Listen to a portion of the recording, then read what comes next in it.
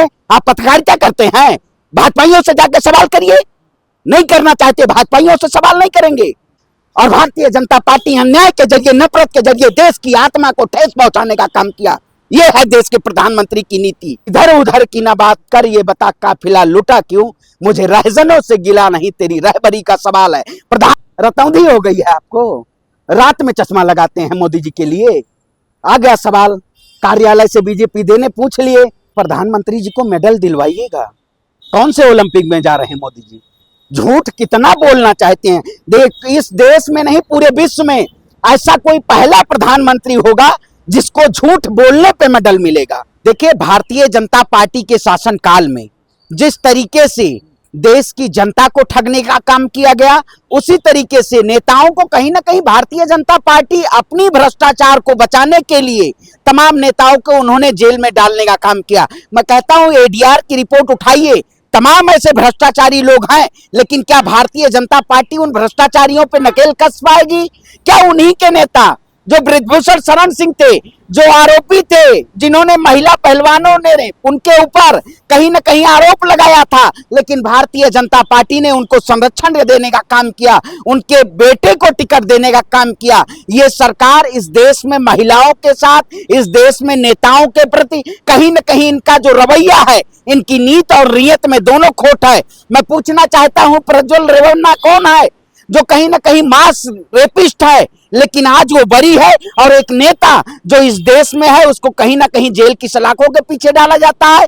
ये सरकार पूर्ण रूप से कायरतापूर्ण तरीके से इस देश में अपनी राजनीतिक परिप्रेक्ष्य में डाला है। देश की जनता ने जनादेश दिया है, भारतीय जनता पार्टी को कहीं ना कहीं सत्ता से बेदखल कर दिया है, लेकिन ये लोग कुर्सी के लिए कुछ भी करने को तैयार हैं। आज देश में तमाम ऐसे मुद्दे हैं, क्या भारतीय जनता पार्टी उन मुद्दों पे बात करना चाहती है? सदन चल रहा है, प्रधानमंत्री है ये नहीं है, प्रधानमंत्री बोलना ही नहीं चाहते। वित्त मंत्री कहीं ना कहीं बजट के जरिए जिस तरीके से देश की जनता को झुंझुना देने का काम किया है, आज देश की जनता ये जान रही है, भारतीय जनता पार्टी ने देश के युवाओं को ठगने का काम किया है, देश के महिलाओं को ठगने का काम किया है, देश के किसानों को ठगने का काम किया है। हमारी बहनों ने जिस तरीके से कल अपनी ताकत के जरिए महंगाई, बढ़ती महंगाई से राहत, आप बताइए, क्या महिला हमारी जो बहन बेटियां हैं उनको इस सरकार ने राहत देने का काम किया? इतनी गृहिणी परेशान है आज इतनी महंगाई के जरिए, लेकिन भारतीय जनता पार्टी कोई जवाब नहीं देना चाहती है। राहुल गांधी ने कहा कि हलवा बटा बजट का, कुछ गिने चुने लोगों को हलवा बटा है, एनआईएसटी को मिला ना ओबीसी को मिला। देखिए, सच कहा उन्होंने, और उन्होंने जिस तरीके से कल सदन में चक्रव्यूह की बात कही कि ये जो कमल का चक्रव्यूह है, ये चक्रव्यूह कहीं ना कहीं देश के युवाओं को ठगने का काम किया। देश के युवाओं को क्या मिला?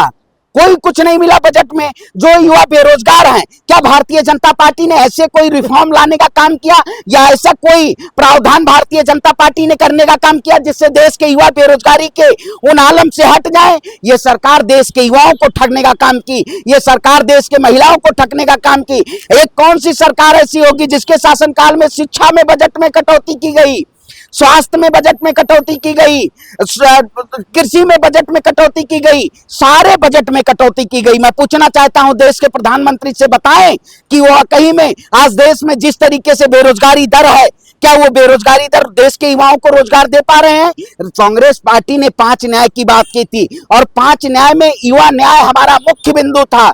उसमें भारतीय जनता पार्टी ने एक न्याय को हमारे चोरी करके, और कहीं ना कहीं देश के युवाओं को जो कहते हैं हम 1 करोड़ युवाओं को वो देंगे, इंटर्नशिप देंगे, क्या 1 करोड़ युवाओं को, ये 2 करोड़ युवाओं को रोजगार देने की बात करते थे? 2014 में सरकार आई थी, 2014 के बाद तमाम ऐसे वायदे किए गए।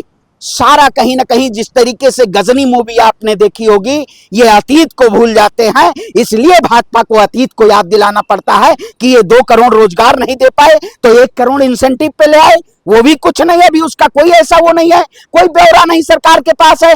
कैसे हम युवाओं को किस कंपनी में रखेंगे, कैसे स्टेपन दिया जाएगा, बस झूठे वादे, यही है मोदी के इरादे। कल राहुल गांधी ने कहा कि नरेंद्र मोदी हमारे सामने बैठकर भाषण नहीं सुन सकते, इतना कॉन्फिडेंस नहीं, उनका कॉन्फिडेंस हमने गिरा दिया है। कैसे देखते हो आप? बिल्कुल सही बात है, जनता ने भी, और राहुल गांधी एक परिपक्व नेता हैं, वो लगातार वो जमीनी मुद्दों को उठा रहे हैं। प्रधानमंत्री जी मणिपुर नहीं गए? मणिपुर में कौन पहुंचा? मणिपुर की बहनों को न्याय दिलाने का कौन काम किया? जब एक नेता जमीन पे जाके और जमीन की आवाज बनने का काम कर रहा है तो प्रधानमंत्री नहीं जवाब दे पाएंगे सदन में। आप बताइए, सुल्तानपुर में जिस तरीके से जीएसटी ला के इन्होंने एमएसएमई को कहीं ना कहीं कमजोर करने का काम किया, राहुल गांधी ने उन्हीं एमएसएमई से मिलने का काम किया। और जिस तरीके से आज तमाम ऐसे मुद्दे हैं, उन मुद्दों को सदन में नहीं बात करना चाहती है सरकार। आप बताइए, कृषि, भारत एक कृषि प्रधान देश है।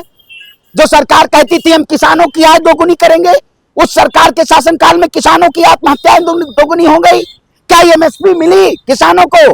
देश का किसान जब दिल्ली की चारों चौखटों पर बैठा हुआ था तब देश का प्रधानमंत्री आंसू बहा रहा था। देश के प्रधानमंत्री ने तो कील ठुकवाने तक काम किया। देश के किसानों के प्रति कहीं ना कहीं कील ठोका इन्होंने। ये सरकार पूरी तरीके से न किसान की रही न युवा की रही, ये पूंजीपतियों की सरकार है। आप बताइए, एफसीआई के गोडाउन बंद कर दिए गए। सुनिए, आप पत्रकारिता करते हैं, भाजपाइयों से जाकर सवाल करिए। नहीं करना चाहते, भाजपाइयों से सवाल नहीं करेंगे। राहुल गांधी जी ने क्या देश की जनता को न्याय की आवाज बनने का काम किया? और भारतीय जनता पार्टी अन्याय के जरिए, नफरत के जरिए देश की आत्मा को ठेस पहुंचाने का काम किया। यह है देश के प्रधानमंत्री की नीति। प्रधानमंत्री तो कह रहे हैं कि हमारी जो आवाज दबाई जा रही है, हमें बोलने नहीं दिया रहा है संसद में जब हम भाषण देते हैं। और जैसा कि कुछ सप्ताह पहले हुआ था कि अमित शाह ने भी ये बात कही थी कि हमें संरक्षण दीजिए, ऐसी बात कही थी। मैं कहता प्रधानमंत्री जी को मेडल दिलवाइएगा। कौन से ओलंपिक में जा रहे हैं मोदी जी? झूठ कितना बोलना चाहते हैं। इस देश में नहीं, पूरे विश्व में ऐसा कोई पहला प्रधानमंत्री होगा जिसको झूठ बोलने पे मेडल मिलेगा। बहुत मेडल हो गए हैं उनके पास।